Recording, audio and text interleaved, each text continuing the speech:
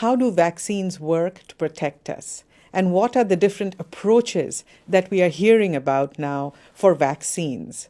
Hello and welcome to Science in 5. I'm Vismita Gupta-Smith, and this is WHO's Conversations in Science. Explaining this and more today is WHO's Dr. Catherine O'Brien. Welcome, Kate. Thank you so much. Kate, explain to me how vaccines work with our body to protect us. Vaccines, what they do is they are a part of the germ that our body can recognize and develop an immune response to, so that the next time that we see the real germ, there are already fighters in our body to protect us against the infection.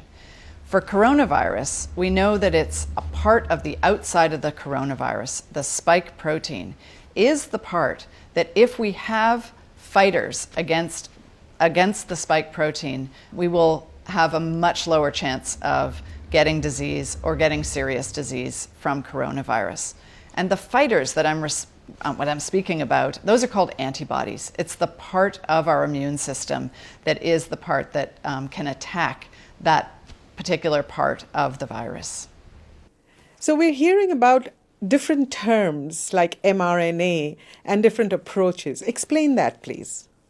So all of the vaccines are ultimately trying to do one thing. They're trying to get that part of the virus, the spike protein that I just spoke about, into the body so that our immune system can develop antibodies against the spike protein.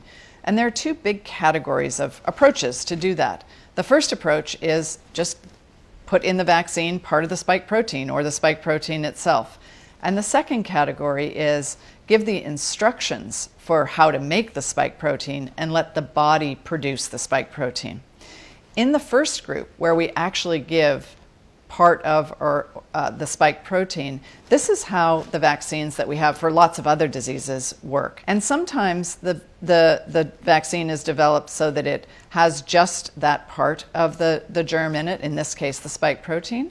And in other cases, what is given is a highly weakened or even killed version of the virus that still has the spike protein on it. So there are different strategies within that first category of giving the spike protein. In all cases, it is so weakened, the particles that are given, that they don't cause disease in us. So you're not going to get disease from the vaccines that are given, even if it's a weakened part of the germ. This second category, where we're giving the instructions to the body on how to make the spike protein, this is a new strategy that's being used. And it's a really important new strategy because we can develop vaccines very quickly, a much more efficient way of developing vaccines and using the body's own ability to produce proteins is a really powerful tool. Kate, when we hear about vaccines developed from parts of viruses, people may have questions about safety. Speak to us about safety of these vaccines. Our immune systems are incredibly powerful. On a daily basis, a weekly basis, a monthly basis, our immune systems are seeing all kinds of viruses that come at us in our noses, in our mouths, in our intestinal tract, on our hands. And it's their job, it's the job of the immune system to be surveying what's out there and readying itself for when it's exposed to something that could be causing disease. What the vaccines do is they provide to the immune system a small part of a germ that we know can cause disease, and it's training the immune system so that it is completely ready when it actually sees that particular germ.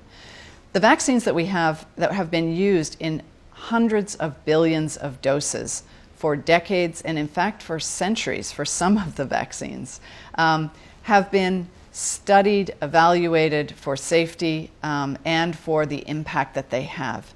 And we have a safety system for all vaccines that is constantly looking at the information about the performance of the vaccines and picking up any issue around safety that might arise in the future. So I think we can be really well assured that we have a very strong system in place to both look at safety, assure safety before a vaccine is authorized for use, and will continue to monitor safety even after it is deployed for widespread use. There you have it, Dr. Catherine O'Brien explaining how vaccines protect us. Remember, there is a lot of misinformation about vaccines out there. So please share this information with your loved ones, with your friends and your networks, and be the source of scientific, evidence-based information. Until next time then, stay safe, stay healthy, and stick with science.